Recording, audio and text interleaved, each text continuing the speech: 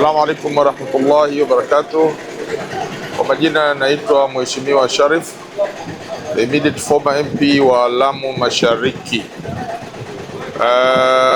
Ningependa kuchukua fursa hii kuwafahamisha kwamba tukiwa hai na uzima, Mungu akipenda, 2027 tunarudi kwenye kinyang'anyiro cha bunge cha Lamu Mashariki, nikiamini pakubwa hili limetokana na watu wa Lamu Mashariki. Watu wenyewe wamelipendekeza kwamba nirudi niwanie hichi kiti.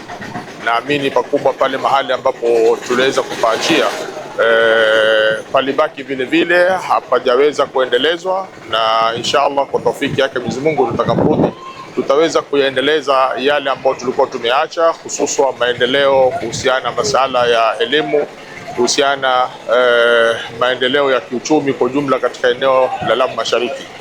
Vile vile ningependa kuambia watu wa Lamu County na Kenya kwa jumla kwamba kiongozi ambao tuko naye saa hizi, kiongozi wa national ambaye ni Mheshimiwa William Samoei Ruto, ambao ndiye rais wetu, ni kiongozi ambaye tulipigania kwa dhati sana akuwe rais wetu wa Kenya, na walillahi alhamdu. Kutokana na hilo hivi sasa ni dhahiri shahiri inaonekana kwamba juhudi zetu tulizofanya kuhakikisha kwamba Mheshimiwa William Ruto amekuwa rais ni mengi ambao ameweza kuwafanyia Wakenya, na ni maendeleo mengi ameweza kuwafanyia Wakenya, hasa sisi pia watu wa Lamu hatukuachwa nyuma, tumeweza maendeleo haya kuyapata.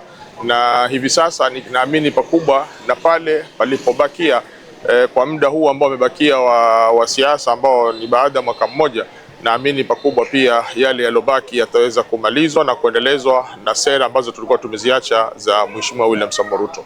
Nawatakieni kila la kheri. Assalamu alaikum warahmatullahi wabarakatuh.